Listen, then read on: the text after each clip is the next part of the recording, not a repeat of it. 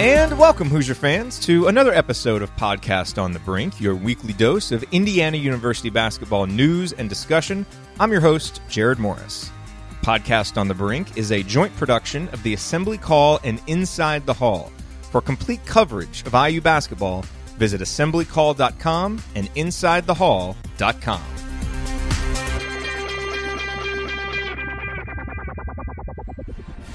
Tickets for IU basketball are available online at iuhoosiers.com or by calling 866-IU-SPORTS. The three remaining winter break games are December the 18th against Fort Wayne, December 21st against Tennessee Tech, and December 28th against Youngstown State. IU basketball tickets make for great holiday gifts. Be sure to visit us online at iuhoosiers.com or get your tickets by calling 866-IU-SPORTS. Go IU! Hello there. On this week's edition of Podcast on the Brink, Alex Bozich and I reconvene to look back at the last three games that Indiana has played since we last talked to you here on Podcast on the Brink. The Duke game, the Iowa game, the Michigan game. What did we learn, big picture, about this team? And what did we learn specifically about some individuals like Juwan Morgan and Collin Hartman and Al Durham and others? We also, of course, talk about the decision by Curtis Jones to transfer and what that means. And then we look ahead to the Louisville game, which is coming up next for Indiana. All of that and more coming up here on this week's edition of Podcast on the Brink.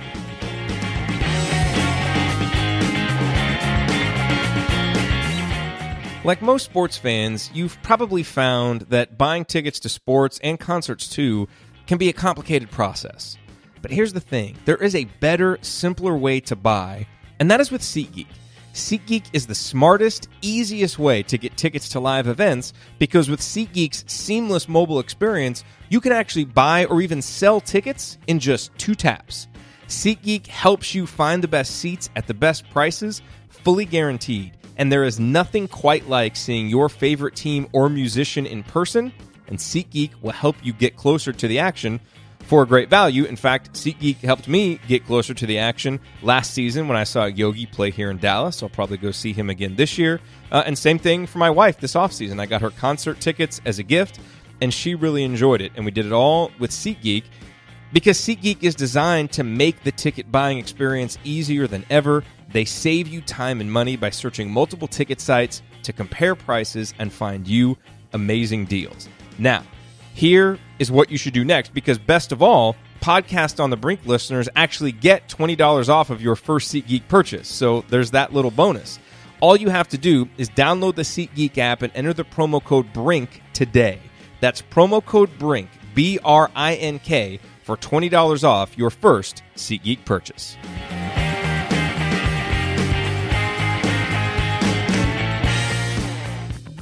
And I'm joined this week on Podcast on the Brink by Alex Bozich. Alex, how are you doing today? I'm doing terrific, Jerod. Always fun to chat, just the two of us. Yes. Yes, it is. You know, and let's talk about these last 3 games that Indiana has played. The first 3 games in this kind of 5-game gauntlet, how it's been termed, that we all kind of looked at the beginning of the season and really wondered how Indiana was going to fare. And obviously there was some optimism about how Indiana might be able to do after their performance in that Eastern Michigan game. And, you know, now as we look back, Indiana goes 1-2 over these 2 games, 2 of them obviously Big Ten games. And so obviously that's a little bit disappointing when, you know, you drop 2 games. But as I kind of reflect on it, I feel like there was more good basketball played than bad, certainly the first 35 minutes of the Duke game. And while Indiana didn't win that game, as Archie has very emphatically reminded us, I do think that we learned some positive things about the team, despite the disappointment of losing. Then obviously they basically lay an egg at Michigan, which was disappointing, although somewhat predictable, given how obvious of a letdown spot that was. And then, you know, for the most part, played pretty well in a victory over Iowa. And so I'd love to just get your overall thoughts on what are kind of some of the big picture lessons you feel like you learned about the team over these 3 games and how you feel now coming out of them with 2 more big ones coming up against Louisville and Notre Dame. And if Indiana showed you anything over these past 3 games that gives you some positive feeling that they can compete in a road and a neutral environment against, you know, a couple of top 25 teams. Yeah, I mean the 3 games so far, I think really kind of went according to script, with the exception of I didn't necessarily think the Duke game was going to be as close as it was. I mean, it was a 10-point final margin, but really it was a much closer game than that. And then the Michigan game, I was a little surprised at just how I don't want to say lifeless, but just how Indiana came out with such a lack of focus and lack of ability to really even stay in the game from the get go. I mean, I know they got it down to 5 points in the second half, but it just felt like a game where they never really challenged Michigan. So, I'm not surprised at the 1-2 record, and I do agree with you, Jerod, that for the most part there was some really positive things to take away. I'm sure we'll get to Juwan Morgan, but I think he's kind of emerging at this point as the closest thing that Indiana has to a go-to guy offensively. I think Collin Hartman obviously was, a positive in the Iowa game after really struggling at Michigan. Same thing goes for Duran Davis, playing a lot better in the Iowa game after no showing at Michigan. But to answer your question, about if it gives me any hope or I guess optimism as to whether Indiana can compete in the next 2 games, I would say I'm still pretty unsure about that because, as Archie Miller said last night in his post-game press conference, Indiana has failed its first 2 tests away from home. I mean, they lost at Seton Hall, obviously, by 16 points and then got beat pretty soundly at Michigan as well. And so there's not a body of work to point to that says Indiana can compete. I wouldn't say compete, but there's not a body of work to point to that says Indiana is going to beat a good team away from Assembly Hall at this point. And so, do I think there's a chance they could win one of those 2 games? Absolutely. But at this particular point, based on what I've seen the last 3 games, I would not be particularly confident in making that prediction right now. Yeah, and it's interesting when you look at how the schedule lays out. Obviously, Louisville coming up next on Saturday, and then Notre Dame after that, and then you come back home for 3 games that certainly all of those are games that you would assume Indiana will win against Fort Wayne, Tennessee Tech, and Youngstown State.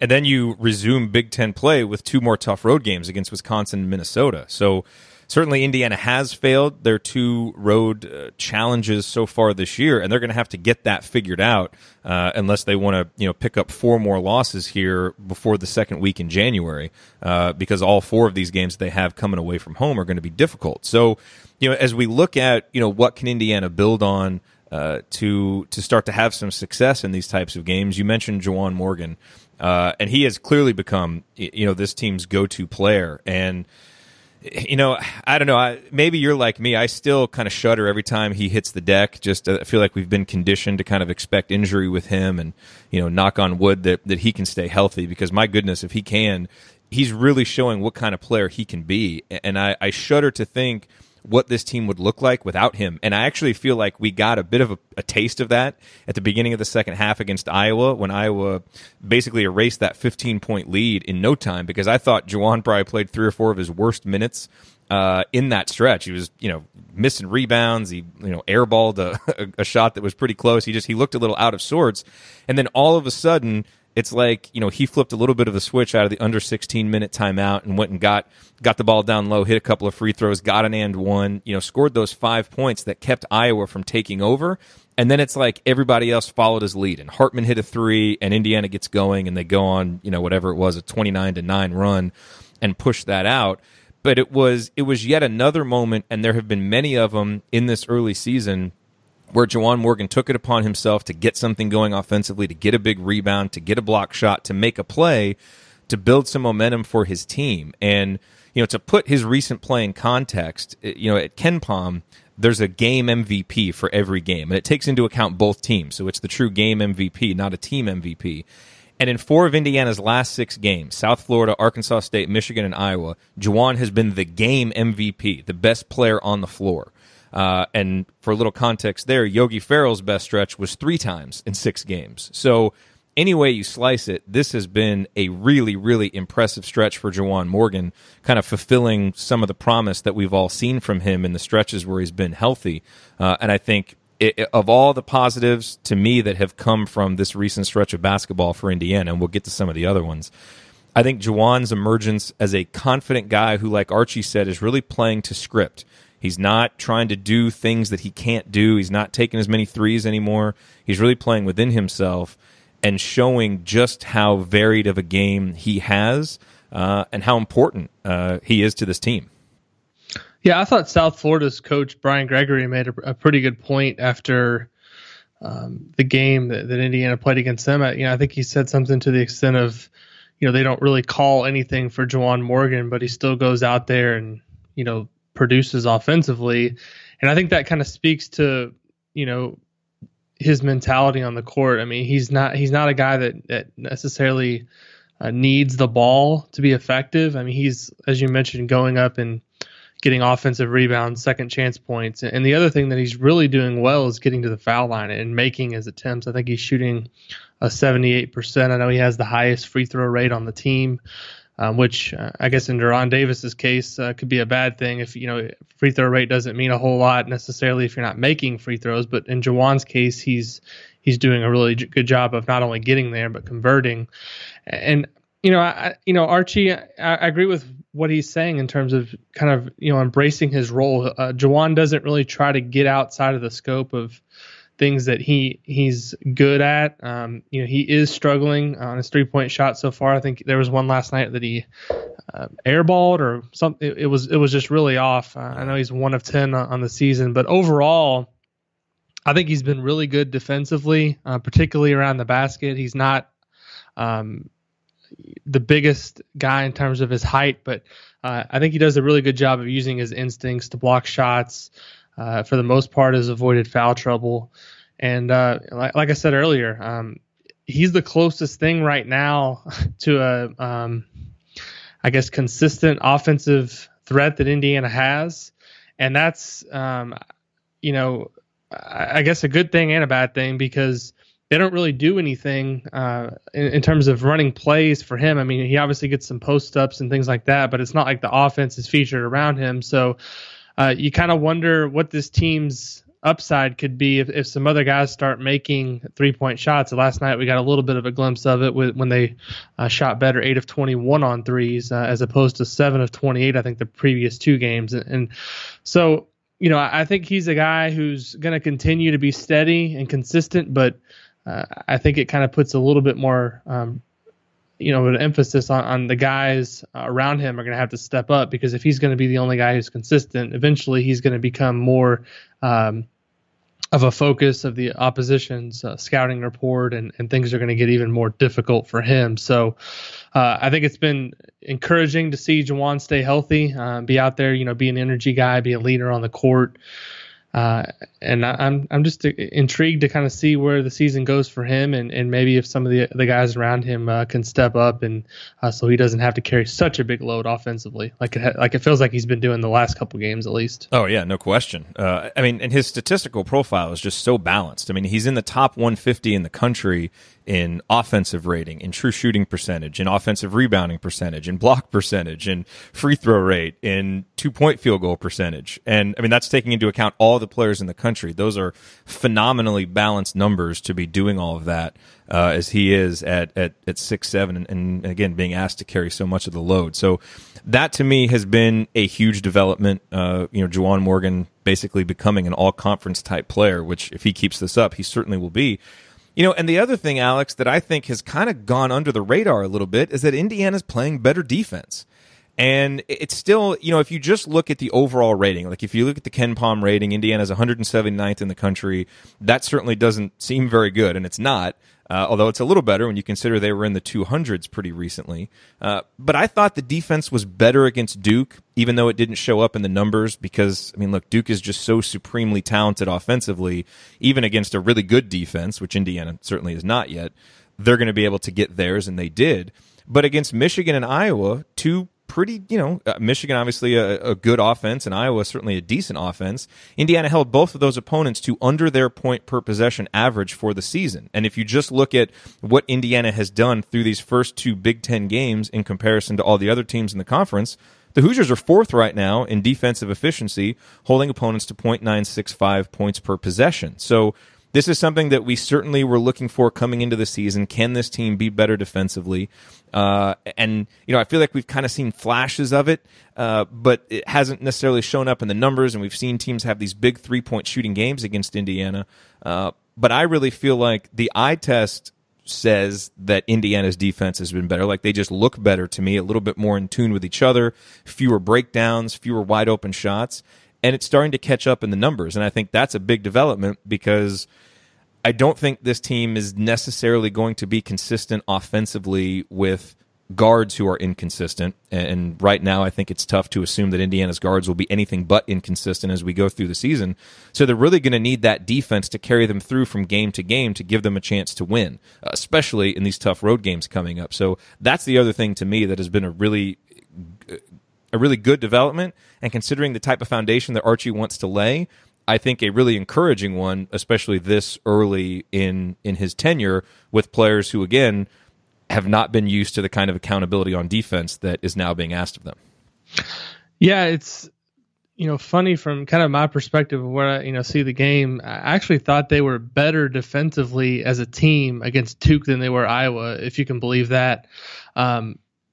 Duke, as you mentioned, is just so good. They have like pros at every position, basically, and I thought Indiana, the energy they brought that game defensively, I mean, they did some really good things. It was just Duke is so good that they couldn't stop them. And going back to what you said about them holding Iowa and Michigan under their point per possession average, I think they held Duke under their points per possession average too, and they still scored 91. That kind of gives you an idea of just how good Duke is.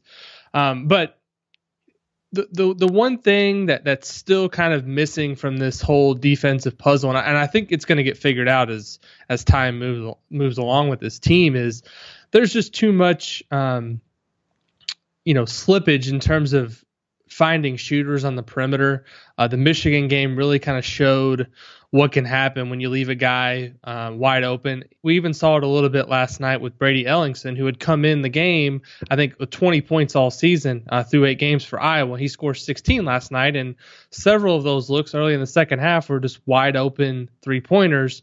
And so Indiana, as improved as they are with pressuring the ball and blocking shots around the rim, I think a little bit more gritty around the basket.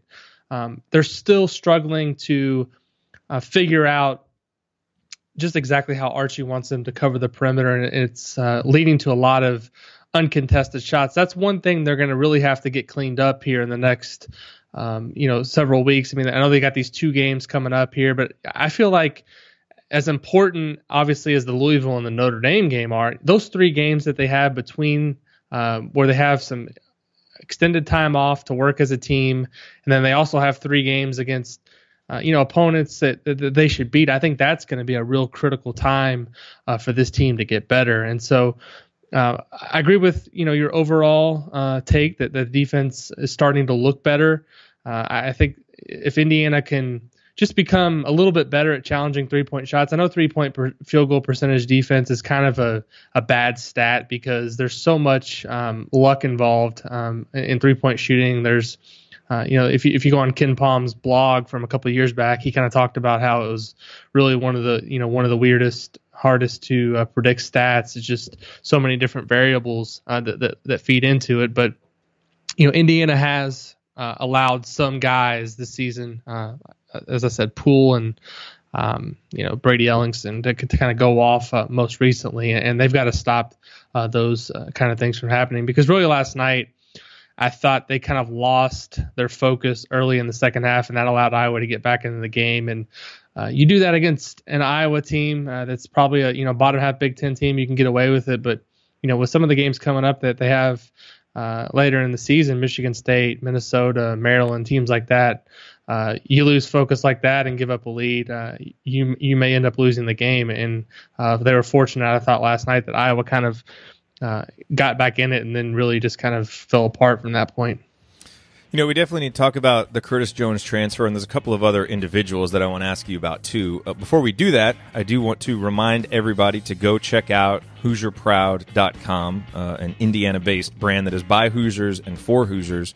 And one of the biggest changes for Hoosier Proud this season is that they now have licensed IU apparel. So, I mean, they've got all their, the cool original designs, based around Indiana themes that you know them for. They've got our Assembly Call shirts and the Inside the Hall shirts that are there as well. But their selection of officially licensed IU gear is really growing. So they've got some cool short sleeve shirts and long sleeve shirts with the script Indiana on it. They've got a cool soccer shirt if you want to support the men's soccer team. And, of course, they have the two A.J. Moye-inspired T-shirts that we told you about last week. One that features the image of A.J. blocking Carlos Boozer and another one that has the A.J. Moye chant on it. So a lot to choose from for the Indiana fan in your life, whether you want to get one for yourself or maybe pick one up as a gift with Christmas coming around the bend. Or even if you're shopping for someone who's not an Indiana fan, but they're a proud Hoosier, like the guys who run Hoosier Proud, there's a lot of cool T-shirts to select from as well. So go to HoosierProud.com, check them out, and if you use the promo code BRINK, B-R-I-N-K, then you will get 15% off your entire order. So not just one shirt and not just the Inside the Hall shirts, but you'll get 15% off that entire order.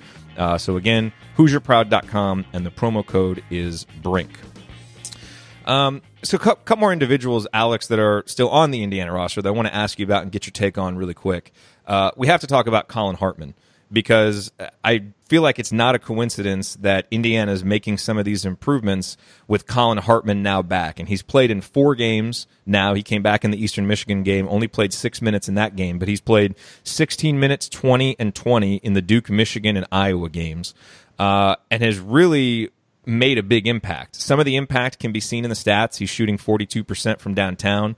He's been very effective as a rebounder, averaging 6 rebounds over the past 2 games, and he hasn't turned the ball over once. And that's a number that we should probably talk about too, is Indiana's steadily decreasing turnover rate, which has been very encouraging. But there's something about when Collin's on the floor, in addition to the production he provides, it really does seem to kind of settle guys down a little bit, and things just seem a little bit more solid. I mean, he was plus 29 in the Iowa game. It felt like when he was on the floor is really when things started to click, and he was really looking for his offense in that Iowa game too, which was nice to see. So I think, maybe, we kind of wondered, okay, what kind of impact can he really make? A guy who scores 4 or 5 points. But, there's probably a reason that Indiana's record with Collin Hartman in his career has been so much better than without him, where Indiana's basically just a 500 team without him. And to me, I feel like we've seen that. And I think, his production is going up because he's kind of a little bit higher on the totem pole when he's in the game now, just with some of the losses in terms of personnel that Indiana's had over the last couple of years. But the production combined with the leadership, he's another guy along with Juwan Morgan that really is going to have to stay healthy for this Indiana team to have a successful season this year, because you can just see how big of an impact he makes for this particular group when he's on the floor. I thought he was terrific last night, just really confident in his shot. I know he took, I think, he made 3 of his 6 attempts from distance, but there was no hesitation when he caught those passes. On a lot of those, he just went right up with it. You see a lot of times with guys who are coming back, haven't played in a while, there's tentativeness, but we haven't seen any of that from Collin. And I think it kind of speaks to his confidence in what he's doing out there and his role in this team. He's never going to be your go-to guy offensively. He's never going to be maybe your most talented player on the court, but he's a guy who others can look to for confidence if things start to go bad, particularly as Indiana gets to go on the road here on Saturday against Louisville. He's a guy who is going to have to play well if Indiana wants to have a chance to win, because there's a lot of young guys who haven't experienced a lot of success on the road in their careers, and Collin is one of the few, along with Robert Johnson. Juwan Morgan obviously had a lot of success that year Indiana won the Big Ten championship, that really have had those experiences of what it feels like to go away from home and win. And so, I'm really happy to see for Collin as a person just how much fun it looks like he's having out there. He's been through a lot. It would have been easy for him to say, "Hey, I'm done with basketball. I don't want to do this again." But he came back I think for the right reasons, to be a part of a team, to be a guy who can lead. And I think he's, as important of a player as there is on this roster as the season goes along. And I'm just, hopeful for him that he's able to stay healthy. And it was funny last night in the post-game press conference, he was asked a question about how he feels, and he knocked on wood before he answered. So it's something, I'm sure it's in the back of his mind, staying healthy. But I think for the most part, he's looked really comfortable out there, looked like a confident player. And you just can't really put, his statistical impact. People, that don't watch the games closely or, are casual observers of the team might think, what's the big deal about this guy? But you just can't really put a price on having a guy out there who's been through what he's been through, not only in terms of what he's had to go through mentally with his injuries, but also just, the different teams he's been on, the different guys he's played against. I mean, this is his 5th year of college basketball. He's an old guy on the block. He's seen everything, and he can be really, really valuable to the young guys just to kind of give them guidance and be a leader on the court. So I think it's no coincidence, like you said, that Indiana's played better here recently with Collin on the court. One other guy that I want to ask you about is Al Durham, who, really one of the biggest storylines of the early season has been his emergence as a valuable player. I mean, he's still playing the 3rd most minutes on the team behind Robert Johnson and Juwan Morgan. But I wonder if he's gotten exposed a little bit these last 3 games. His first 6 games of the year, he had an offensive rating, well over 100, up in the 130s and 140s, which just showed you how efficient he was. These last 3 games, as the competition has ratcheted up against Duke, Michigan, and Iowa, his offensive rating has been under 100. He only had 2 turnovers in those first 6 games, and he's still not turning it over a lot, but he has had a turnover in each game. But to me, the most concerning thing is, after averaging about 4 assists per game through Indiana's 3 games against South Florida, Arkansas State, and Eastern Michigan, he's only had 1 assist in these last 3 games, and that's over 66 minutes, which is a lot of time for a lead ball handler to be out there and not really be able to create opportunities for his teammates. Now, he's going to keep getting minutes because he's made some outside shots. He's actually made a 3-pointer in 5 straight games, and he really tries to do things the way Archie wants him to do it, and he doesn't waste possessions. But at some point against better teams, your guards have to make plays too, as opposed to just not making mistakes.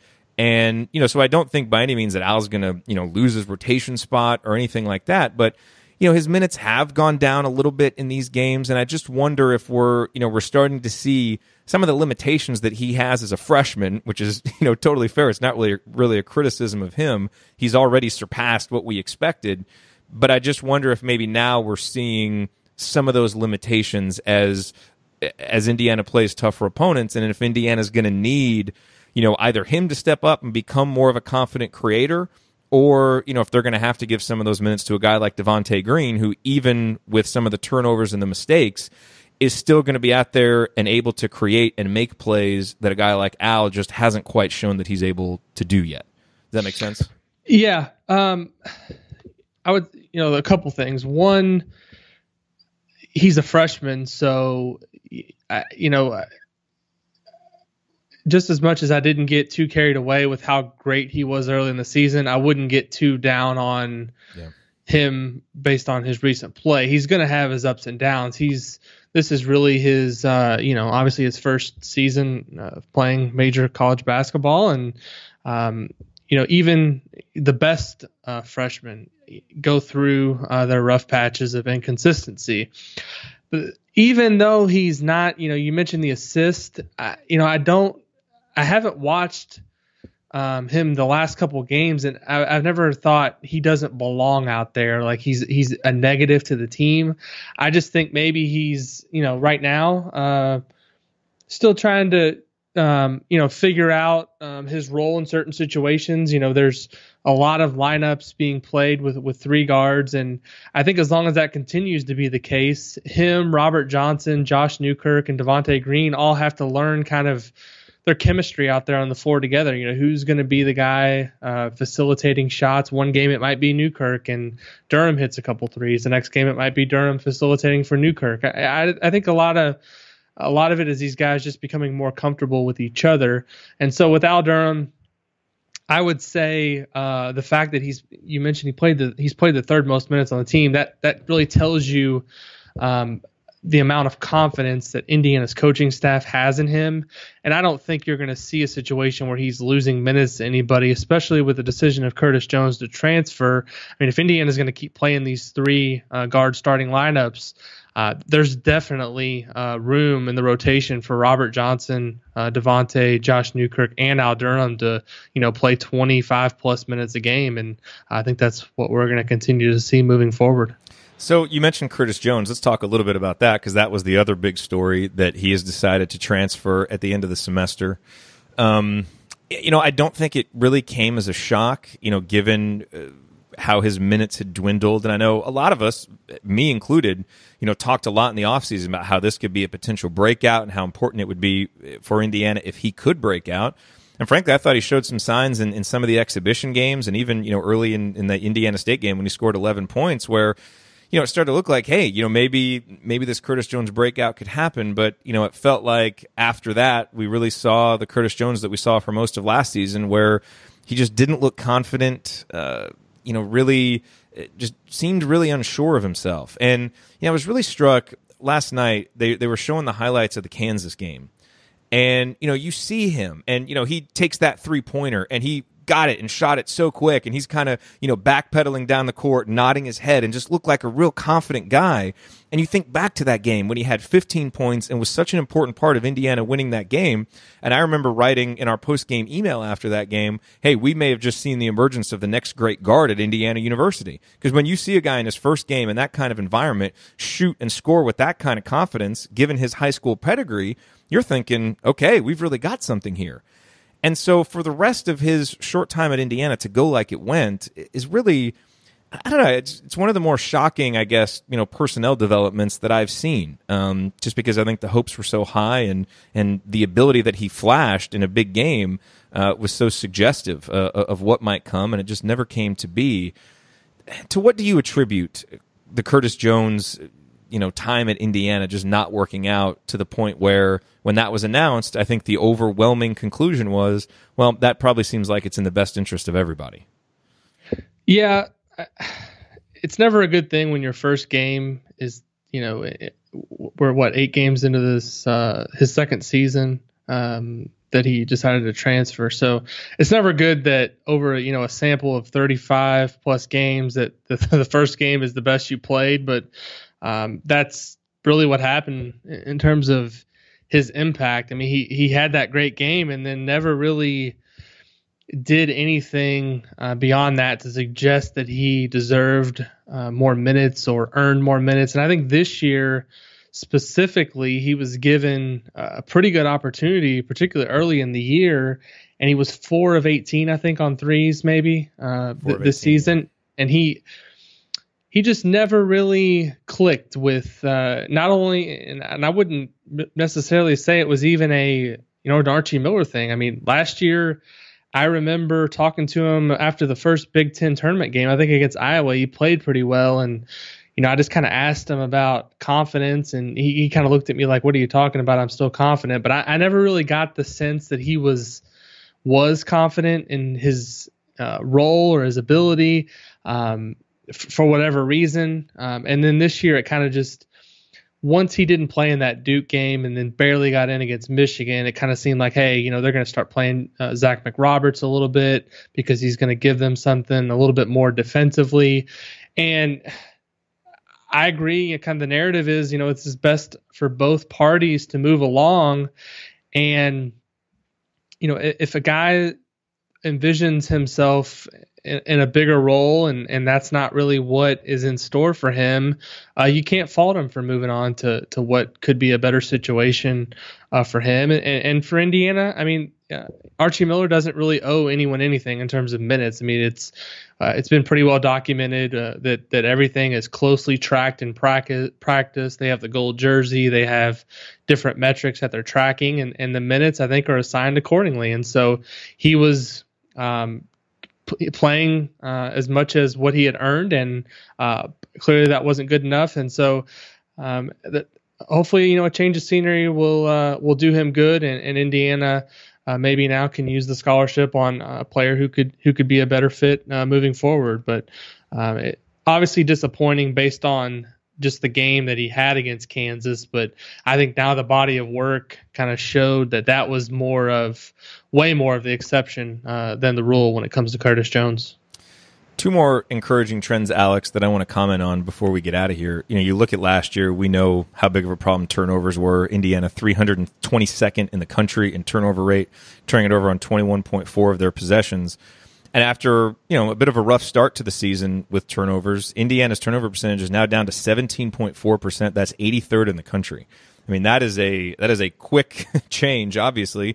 And, another number that has changed and that I think we all expected to based on how Archie Miller's teams at Dayton played is free throw rate. And free throw rate, you basically take your free throw attempts and divide it by your field goal attempts, and it essentially shows how often you're getting to the line. So you want a higher free throw rate because obviously that's more opportunities for free throws. You're getting the opponent in foul trouble, and it probably means that you're being aggressive and getting to the basket.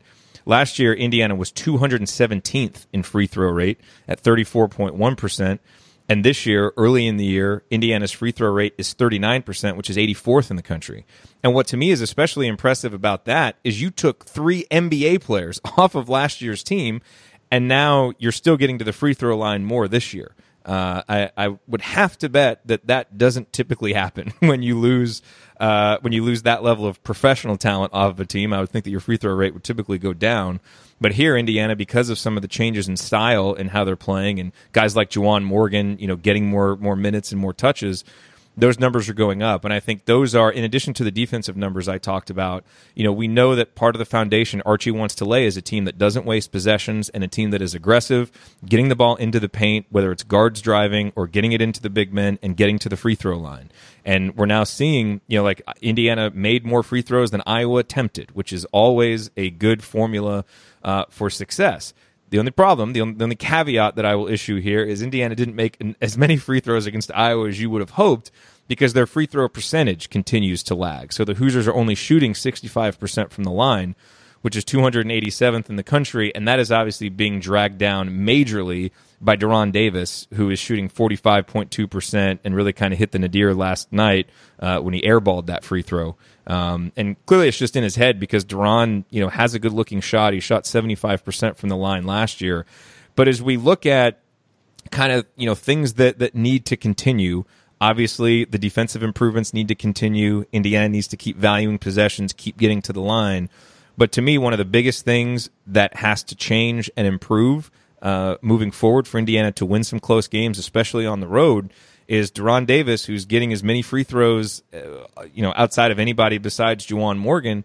He's got to start capitalizing on those because Indiana's offense runs through him. He's so effective down low, but people are just going to start fouling him. And so whatever is kind of going on mentally, and I suppose sometimes you can't rush that. I mean, he's got to just get that figured out mentally so his muscle memory can just take over and shoot it without overthinking it. But that's got to change because he's going to have to be a guy who's making 70 to 75% of his free throws, I feel like, for Indiana to be able to win some of these tougher games against better competition. So some good trends there in the numbers, and then that one that really sticks out that I think is going to be huge as we look forward in this season for Indiana to be able to win some games. Yeah, the turnovers, I think really it just comes down to Indiana's not trying some of the ridiculous passes that became commonplace in previous seasons. They've kind of eliminated some of the high risk plays. You just kind of make the simple play and don't try to do too much, and usually you're going to get a high percentage shot. And I think that's kind of one thing that this team's finally starting to grasp. There was some obviously rough moments earlier in the season. There's probably going to be some games where they have higher turnovers, but Archie Miller's said consistently, he wants them to be 10, 11 turnovers a game at the most. And for the most part recently here, they've stayed consistent with that. With Deron Davis, you just hope that this free throw issue doesn't snowball into something that's going to linger all season. It kind of reminded me of, do you remember, guys get different things where it kind of bothers them from a mental perspective where they almost like psych themselves out. Or, remember the yips. the Cubs pitcher, John Lester, like he wouldn't throw to first base. Chuck Knobloch, you remember him where he would like ground the ball and like throw it into the crowd? It was like, it's almost like you cringe because you feel bad for the guy because you know he can do it. He's shown, as you mentioned, he's got a really good free throw stroke, but then when he airballed the one and then followed it up with the brick, it's like, all right, he's really not where he needs to be mentally on this. And so different guys, I think, respond to those situations in different ways. I'm sure some guys like to talk to, somebody, a sports psychologist or somebody that can kind of help them think through, why is this happening?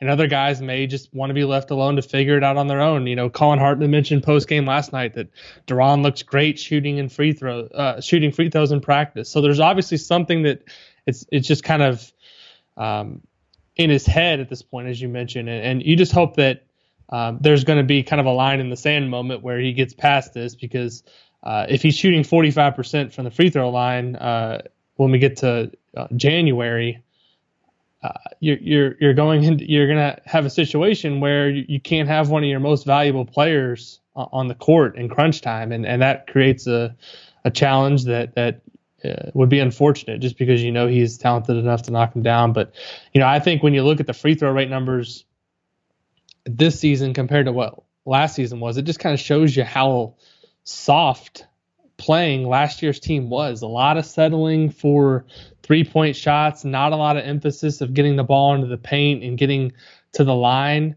And if you have, hypothetically speaking, the more talent you have, the easier it should be to get to the free throw line, because you've got players that can create a disadvantage and make the defense get off balance and commit fouls. But we've seen the exact opposite this year in terms of reversing the trend. And I think that speaks to just a different mentality and a different style attacking the paint and the rim. And so I think it's going to be something that is going to be really interesting to watch moving forward as more talent arrives in Bloomington.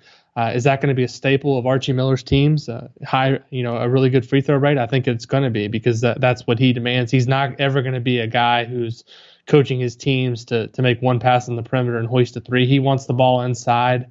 And right now, getting the ball inside to Juwan Morgan and Deron Davis has been the best offense for Indiana. What's interesting about that, Justin Smith has obviously had some really good moments this year, but his playing time has dwindled some lately, and a big part of that is Collin Hartman coming back. But I wonder if some of that also isn't the fact that Justin Smith actually has the lowest free throw rate on the team at 10%, which is not good. And considering some of the situations that he has found himself in with the ball down low in pretty good spots, I have to think RG probably wants him to finish a little bit stronger and go up and get some contact and either finish through it or, again, get to the free throw line. I was really, you look at all the individual numbers, and that's probably one of the ones that surprised me the most, just considering how often he's close to the basket and how often he's found himself in a pretty good position. But I know, last night in the Iowa game, he was 0 for 4, and a lot of those looks, were down low pretty close, and he just hasn't really found a way yet to either score and or get himself in a position to get fouled so he gets to the line. And so that's where, one of the reasons why his offensive rating is low. And I wonder if that isn't one of the reasons why he isn't playing more, because that is such a staple of Archie's teams, is getting to the free throw line and being able to finish strong down low. And again, Justin's a freshman. He'll learn.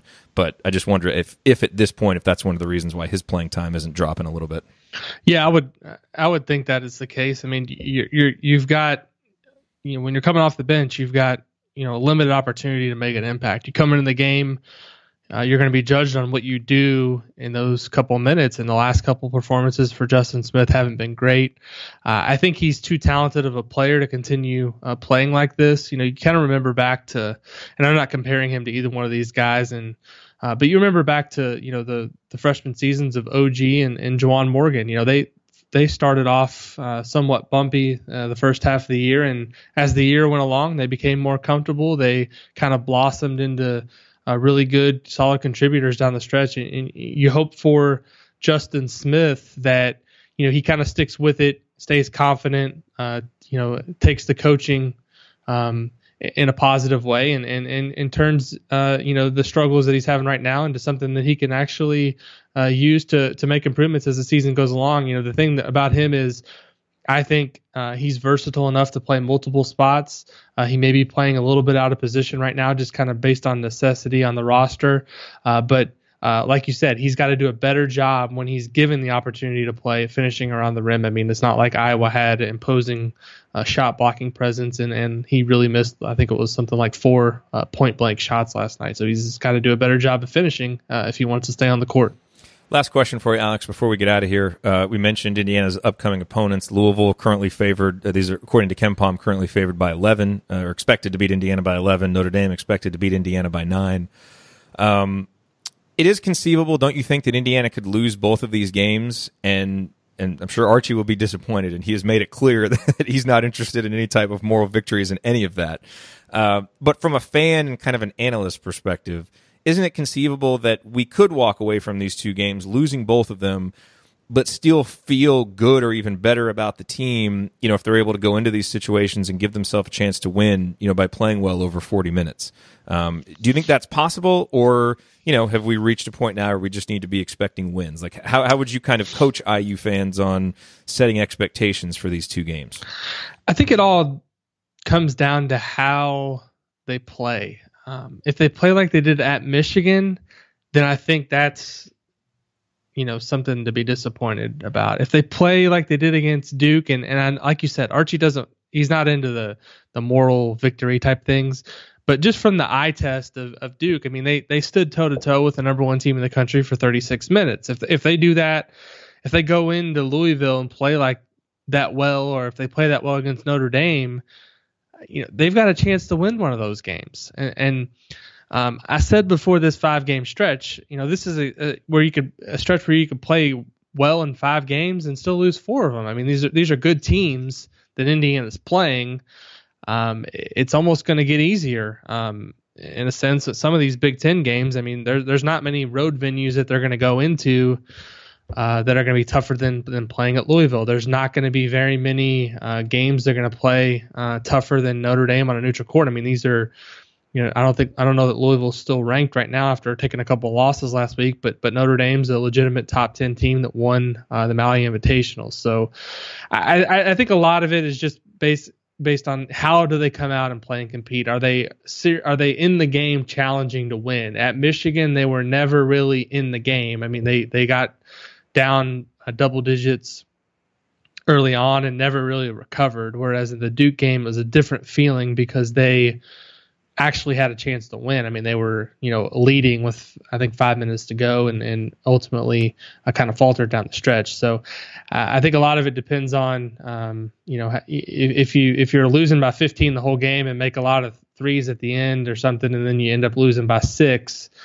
that feels different than, you're in the game for 36, 37 minutes on the road, say at Louisville, it's a 3 or 4 point game and they make some free throws at the end and you lose by 7. I mean, it's really, I base it on just looking at things like how well do they take care of the ball? I mean, did they play well defensively? Like, what did the opposing team shoot from the field? How many offensive rebounds did they allow? How were they on 50-50 balls? Were they kind of making the other team work for everything they were getting, and you just had a much better feeling about all those things in the Duke game than you did the Michigan game. Yep. All righty. Well, we'll have a little bit of a layoff here because I'm actually going to be on a cruise next week, so I'll be getting back Tuesday. So I guess the first chance we'll get to record is Wednesday, so we'll definitely have something next week, but may not be early in the week on Monday or Tuesday like we sometimes get them out, but we'll definitely have something to recap the Louisville game and look ahead to Notre Dame in the Crossroads Classic. All right, Alex, thank you for your time. It's always fun talking IU basketball with you. All right, thank you, Jerod. Thank you, everyone, for listening. Yep, talk to you guys next week. Thank you for listening to this episode of Podcast on the Brink. We always appreciate you being here. To get more from me and from Alex, visit assemblycall.com and insidethehall.com for complete coverage of Indiana University basketball. If you liked this episode, please consider sharing it with a friend or family member who loves IU basketball as much as you do. You can also support the show by leaving a rating and review on iTunes, which helps us get the word out to more IU fans like yourself.